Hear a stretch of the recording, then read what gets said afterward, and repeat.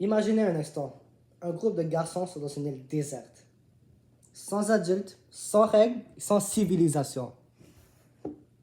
Que font-ils? Pourquoi ils sont là? Mais où sont les adultes?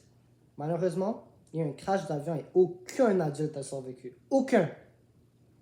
C'est exactement ce que Sa Majesté des Mouches nous montre. Et c'est par William Golding, il a même eu un prix Nobel de littérature. Maintenant, cette histoire est puissante parce qu'elle nous fait réfléchir.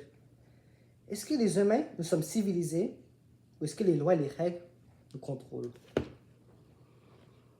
C'est à réfléchir, c'est à réfléchir. Maintenant, passons au petit résumé du roman. Donc, l'histoire commence avec le crash d'avion et les enfants se retrouvent sur cette île déserte. C'est Raph qui est élu comme chef et son idée, c'est de faire un feu pour avertir leur présence, comme ça ils se font sauver.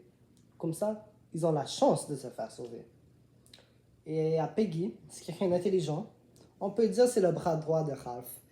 Il le supporte avec ses idées, mais Peggy, malheureusement, il se fait intimider par son apparence physique. Il est gros, il porte des lunettes et à l'as. Il y a Jack, quelqu'un qui veut être au pouvoir. Il était très déçu quand il n'était pas élu chef. Il a même créé sa propre bande de chasse qui opposait à Ralph.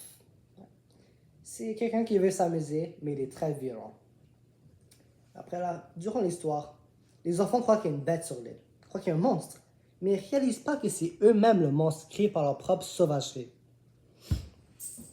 Là, Simon, lui, il réalise ça. Il veut leur avertir, mais il se fait tuer. Un peu plus tard, Peggy se fait tuer. Par la suite, l'île est en feu et il décide de tuer Ralph. Heureusement pour lui, la marine arrive juste à temps. Mais la marine est choquée par ce qu'il voit. Il voit des enfants, mais on dirait des sauvages. Après, il voit Ralph qui court pour sa vie.